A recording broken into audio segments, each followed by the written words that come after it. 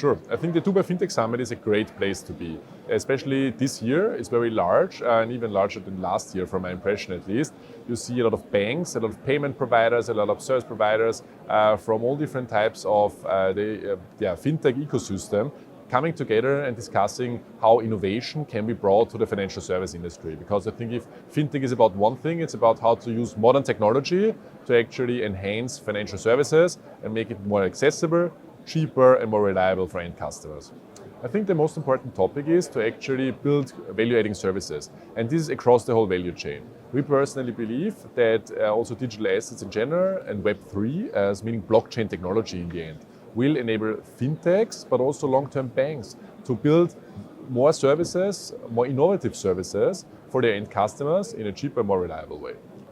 Percentage-wise, it's always quite hard, but however, I believe that it's a year of speed. So therefore, you also feel that people are very, very eager to move forward, not just fintechs, but also banks to adopt new technology and really disrupt to a certain degree the status quo. So I personally believe that this year we definitely will see a lot of growth, and also in the years after.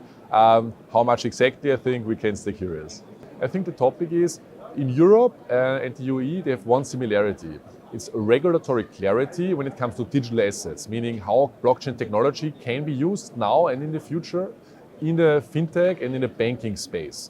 And this is in Europe with the MiCA regulation, and this is here in the region with the VARA regime in Dubai, with ADGM actually in Abu Dhabi, really bringing clarity to not just crypto providers, but especially to banks, how they long-term can somehow deal with the asset class. And this is why we believe that being the most regulated platform in Europe, as Bitbanda, we also can support the region here to enable banks and fintechs to open up for digital assets, being fully compliant with the regulation and get the technology they need to actually build services out of that.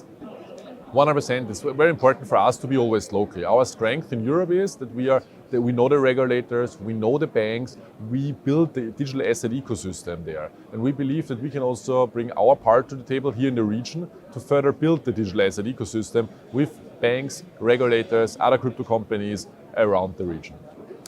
We personally believe that we will see definitely a lot of collaboration between banks and players like Bitbanda in the region. Why? Regulatory-wise, there is now clarity. Technologically-wise, we can bring this to the table. We can support banks to have custody, to have brokerage services for digital assets. And also from the competence, we can support them in learning and building up knowledge internally so they long-term can really cope with that new asset class and that new technology of blockchain.